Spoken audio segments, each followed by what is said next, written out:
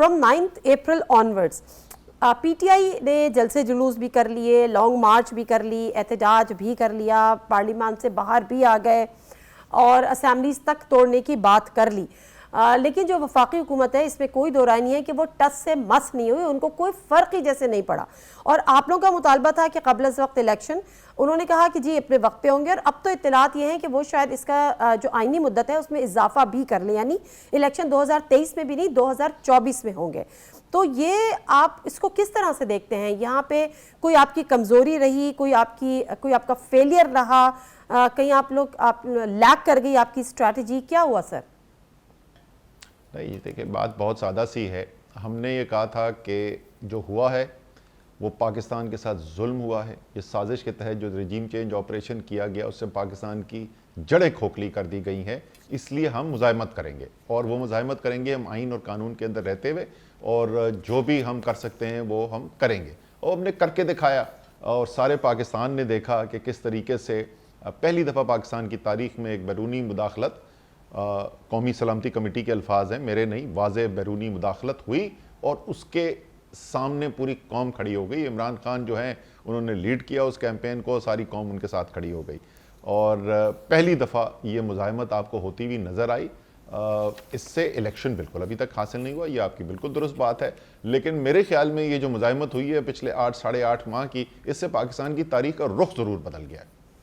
Sir election अगर 2023 में भी नहीं होते और 2024 तक ये हुकूमत ले जाती है, उसके बाद बड़ी वजूहात भी हैं, उसके बाद पाकिस्तान की वो बुनियाद बना सकती है, पाकिस्तान की माशी सूरत हाल को वो बुनियाद बना सकती है, जो सैलाब के बाद जो सूरत हाल है उसको। तो अगर 2024 तक ले जाते हैं तो ये जो मोमेंटम और जिस अवेयरनेस की और जिस चीज़ों की आप बात करें, इसको सस्टेन रख पाएंगे? बड़ा मुश्किल हो जाएगा। पहली बात तो आपने जो कहा, ये बात अभी जो आपने कही है ये बिल्कुल वाज़े तौर पर गैर कानूनी और गैर आइनी बात कही है। उनके पास कोई बुनियाद नहीं है, मैं दोबारा रिपीट करता हूँ, उनके पास कोई बुनियाद नहीं है। कहीं आइन में नहीं लिखा हुआ कि अगर सैलाब आए तो उसके बाद इलेक्शन नहीं हो सकते। सैलाब आने के बाद उनकी पूरी सियासत चल रही है। पाकिस्तान के अंदर इलेक्शन जो है वो सितंबर 25 को हुए हैं, अगस्त के अंदर सैलाब आए और 25 सितंबर को पाकिस्तान के 3 सूबों के अंदर इलेक्शन कराए गए हैं। इस वक्त पाकिस्तान के अंदर सिंध के सूबे के अंदर मुकामी हुकूमत के इलेक्शन होने के लिए जा रहे हैं। आज़ाद कश्मीर में भी इलेक्शन ख़त्म हुए हैं। तो पाकिस्तान के अंदर तो इलेक्शंस मुतवातिर चल रहे हैं। इस्लामाबाद के अंदर इलेक्शन सामने आए हुए हैं। सो इलेक्शंस तो मुस्तकिल हो रहे हैं, तो कोई बुनियाद नहीं है। सैलाब से कोई दूर दूर का ताल्लुक नहीं है। 2012 में बहुत बड़े सैलाब आए थे, इससे बड़े सैलाब आए थे, और 2013 के अंदर इलेक्शन हुआ था। सो बुनियाद तो कोई नहीं है। ख्वाहिश ज़रूर है उनकी, ख्वाहिश ज़रूर है उनकी। वो इसलिए ख्वाहिश है कि उनको पता है, बाकी सारे पाकिस्तान को तो पता ही है, लेकिन पीडीएम की लीडरशिप को पता है कि सारा का सारा पाकिस्तान उनको मुस्तरद करके बैठ गया है, और वो इमरान खान का सियासी मैदान में मुकाबला नहीं कर सकते। तो हर इलेक्शन से वो भाग रहे हैं। वो कराची हैदराबाद की मुकामी हुकूमत के इलेक्शन से भागे, वो इस्लामाबाद के मुकामी हुकूमत के इलेक्शन से भाग रहे हैं, वो पंजाब असेंबली और खैबर पख्तूनख्वा असेंबली के इलेक्शन से भाग रहे हैं, वो कौमी असेंबली के इलेक्शन से भाग रहे हैं। इस रफ्तार से, जिस रफ्तार से भाग रहे हैं, मुझे लगता है कि ये बहुत जल्द जो है ना, सबके सब लंदन पहुंच जाएंगे नवाज शरीफ के पास। सर वो तो भाग रहे हैं, लेकिन आप उनको रोक भी तो नहीं पा रहे हैं। वो उनको तो जैसे रोका गया है वो तो याद रखेंगे। इलेक्शन होना तो एक चीज़ होती है, यहाँ तो सियासत ख़त्म हो गई है, और इनको पता है कि इनकी सियासत ख़त्म होने के साथ साथ इनकी जायदादें भी ख़त्म होंगी। आप ज़रा उनसे जाके पूछें तो उनके हाल क्या है इस वक्त।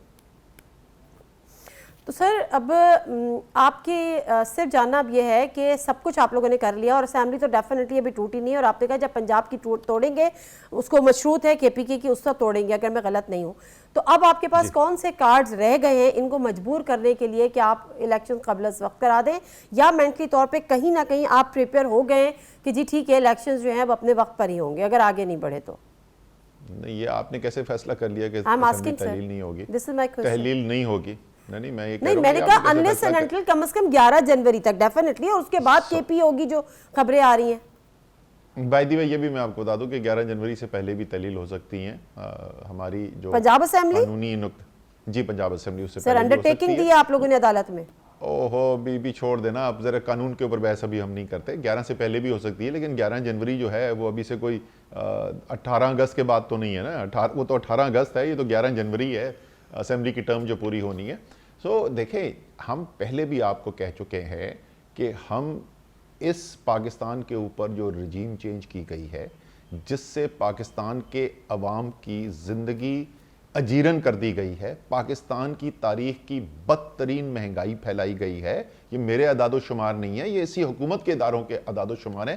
बदतरीन महंगाई पाकिस्तान की तारीख में जो नहीं देखी गई। इस वक्त एक बेरोज़गारी का तूफान आ रहा है, आपकी तरसीलात ज़र गिर रही हैं, आपकी एक्सपोर्ट्स गिर रही हैं, आपकी इंडस्ट्री बंद हो रही है, आपका किसान तबाह हाल है। इस वक्त जिस तरफ आप देखेंगे जो दहशतगर्दी की लहर मुल्क के अंदर फैली हुई है, 2014 के बाद पहली दफा इस्लामाबाद पहुंच गई है दहशतगर्दी, आहिस्ता आहिस्ता सारे मुल्क के अंदर फैलती चली जा रही है।